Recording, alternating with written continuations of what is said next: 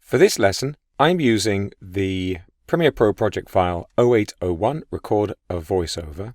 You can find this project file with the media associated with this lesson. Double-click on it to open it in Premiere Pro. VoiceOver can have a huge impact on a finished project, and Premiere Pro makes it simple to record your own right onto the timeline, so you can watch your sequence play as you record. To record a voiceover, you'll need a microphone, of course, and you'll need it to be set up on your computer. If you're working on a laptop, it probably already is. But let's take a look at the setting you need in Premiere Pro to be sure. I'm going to the Edit menu here in Windows, and I'm going to choose Preferences, Audio Hardware. This would be in the Premiere Pro menu, the Application menu on macOS. And in this dialog, you can see we've got a default input option and default output option. That's what you're going to record with and what you're going to play back with. Just make sure that your input is set correctly for your system. There are many preferences available in Premiere Pro, but when you're starting out, you'll almost always find the default options are perfect. The sequence I'm looking at here in the timeline panel already has a voiceover. Let's just listen to a section of it. This is my story of returning home. I'm going to replace this voiceover with my own, and I want to keep the original just in case, so rather than delete these clips, I'm going to click on the mute button, and that way I won't hear the voiceover and it won't impact my recording, but it's available if I need it. In this sequence, my music is down here on my Audio 4 track, and that voiceover is on Audio 3. This leaves me with my Audio 2 track available to record a new voiceover. In the track headers for my audio tracks, I've got this voiceover record button, one for each track. If you don't have that button, you may need to resize the track to make sure it's visible. Or if your settings have been changed in such a way as to remove that button, you can go to the Settings menu for the Timeline panel, choose Customize Audio Header, and you'll find that button available for you to simply drag onto the track header. By default, the button should be available, so I'll just click Cancel and we're ready to go.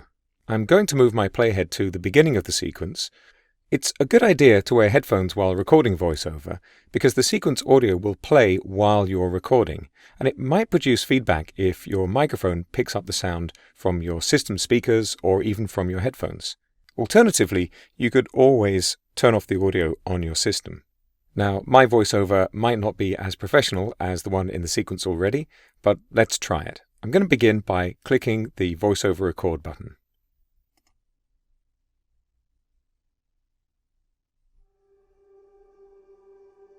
This is a voiceover intended to accompany the sequence I'm working on. You'll notice that nothing appears in the sequence while I'm recording, but I know that I'm recording successfully because I've got the word recording here displayed under the program monitor. Being able to view the visuals while I'm recording the voiceover is, of course, helpful. And once I'm happy with the recording I've created, I can click on the voiceover record button again, and you can see the recording is added to my sequence. Notice that the voiceover clips that we had previously were broken into separate pieces, and that was an editing operation. It wasn't the way the voiceover was recorded originally.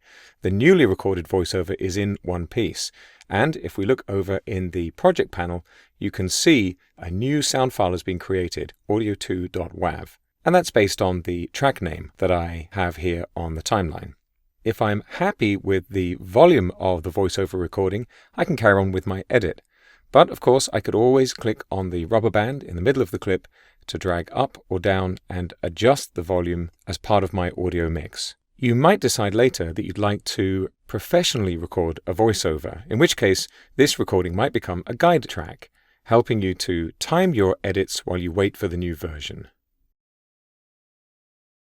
For this lesson, I'm using the Premiere Pro project file 0802 Adjust Volume Over Time.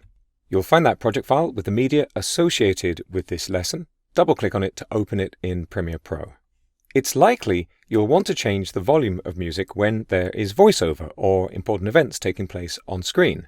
To achieve this, you'll use a special kind of mark called a keyframe, which stores the volume you want at a particular time. Let's try it with this sequence. On the timeline, I'm going to move the divide between the video and audio tracks so we can see this music clip a little more clearly. In fact, I think I'll make the track a little taller as well so we can see the waveform. Keyframes are added to this white line, the volume level for the clip. And if you can't see that white line, which is sometimes called a rubber band, click on the Settings menu for the timeline and make sure Show Audio Keyframes is enabled. Right now, I can see there's already been an audio adjustment. This white line is below the halfway mark on the clip, so overall it's a little quieter. I'm going to zoom in a little so I can see the clip more clearly, using the navigator at the bottom of the timeline panel, and I'm going to switch to the pen tool. With the pen tool selected, I'm going to add a couple of keyframes at the beginning and end of each of those voiceover clips. I want the music to get quieter during the voiceover. I'll just do the first two here so you can see how this looks. Now, I can click on any of these keyframe marks and adjust the volume. Or, if I hold down the Control key on Windows or Command key on macOS, I can click on the line between two keyframes and drag it down to make a flat level adjustment. A keyframe is a mark on a frame. It's not the frame itself, even though the name is keyframe. The word is taken from the world of animation, where animators would specify the details of specific frames and allow assistant animators to fill in the gaps. And that filling in of the gaps is important. You can see here on the timeline the rubber band dips over time, and then it's flat for a while, and then it raises over time. That adjustment over time is called interpolation, and it happens automatically when you add keyframes in Premiere Pro. It's also worth noting that keyframes are on the clip, not on the timeline. So if I go back to the Selection tool and move this clip along the timeline, you can see those keyframes move with it. I'll just undo that with Ctrl-Z on Windows or Command-Z on macOS. Another way to add keyframes in Premiere Pro is to use the Audio Clip Mixer. I'm going to set the playhead a little bit further back on the timeline and go to the Audio Clip Mixer. And as I'm working on my Audio 4 track, I'm going to turn on this option on the Audio Clip Mixer, write keyframes for that Audio 4 track. Now, while I play back the timeline, if I make adjustments using this fader control, keyframes will be added automatically. And let's take a look at that. I'm going to use the spacebar to start and stop playback.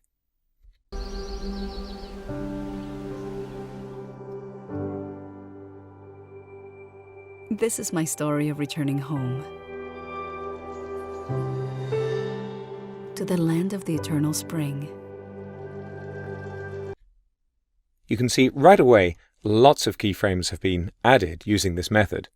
I'll zoom in a little more using the navigator so we can see them more clearly. The Selection tool will allow you to select and move keyframes. But if you want to select and move multiple keyframes, go back to the Pen tool, and now you can lasso to select them and move them all together. Remember, the higher a keyframe is, the louder the volume will be. If you want to delete keyframes, make sure they're selected and press the Delete key. Remember, when you finish working with a tool like the Pen tool, be sure to go back to the Selection tool afterwards so everything functions as you expect. Once you master keyframing, that's adding marks with specific settings on them, you'll discover you can apply the same technique in lots of ways, including when working with visual effects. It's a powerful but simple way to take your creative work to the next level. For this lesson, I'm using the Premiere Pro project file 0803 Sweeten the Sound. You'll find that project file with the media associated with this project. Just double-click on it to open it in Premiere Pro. Audiences are sensitive to sound quality, and there are some easy ways to improve the impact of your soundtrack in Premiere Pro. Let's improve the sound of some speech using the Essential Sound panel. I have a very simple sequence here called Marry Interview, and we've got the full interview on the timeline. We can work on removing parts of the interview we don't need later on, but for now, we'll get the sound quality right for the whole clip. I'm going to switch to the Audio workspace by clicking on Audio up here in the Workspace panel. And this brings into view the Essential Sound panel. The Essential Sound panel includes easy-to-use, high-quality audio adjustments, with a lot of automation to make improving sound quality easier. To activate the options in the panel, you need to select a clip. So I'm going to single-click on this Marry Interior Interview.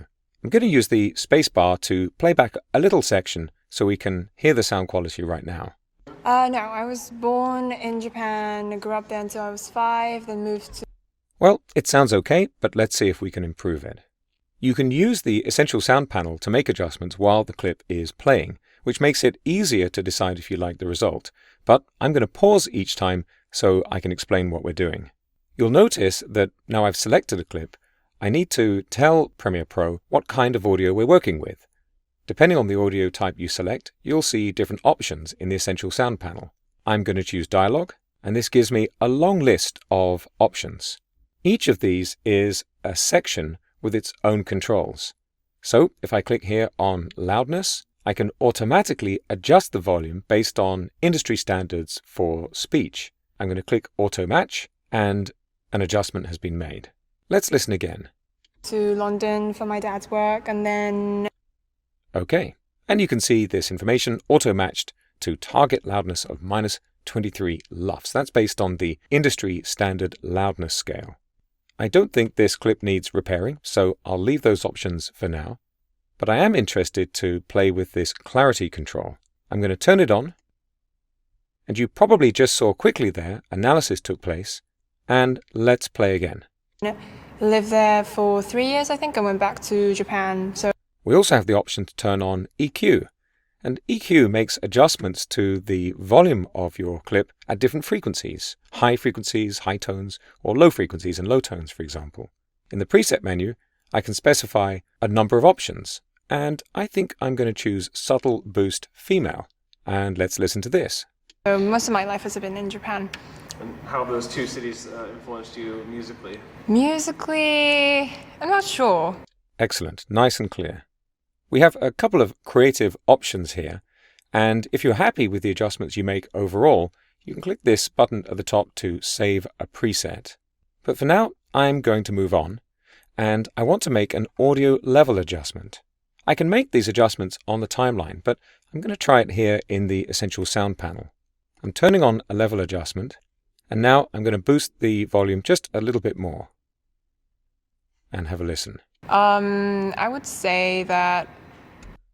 I want to show you the results of the adjustments we've been making in the Effect Controls panel. I can't see it on screen right now, and looking up at the frame containing the audio clip mixer, I can see that there's some overflow of panels here. I'm going to click on the menu at the top right corner of that frame, and there's my Effect Controls panel. Remember, if you can't find a panel, it'll always be listed under the Window menu. In the Effect Controls panel, because I have this clip selected, I can see all of the effects applied to it. And here are all of the effects that have been added. The Essential Sound panel actually sets up advanced audio effects without you needing to change individual settings. But the settings are all available if you'd like to experiment right here in the Effect Controls panel. Now that I'm happy with the result we've achieved, I'm going to go back to the editing workspace, and I'm ready to continue with my edit. That's an overview of some of the quick and easy ways you can improve the sound of speech recordings in Adobe Premiere Pro.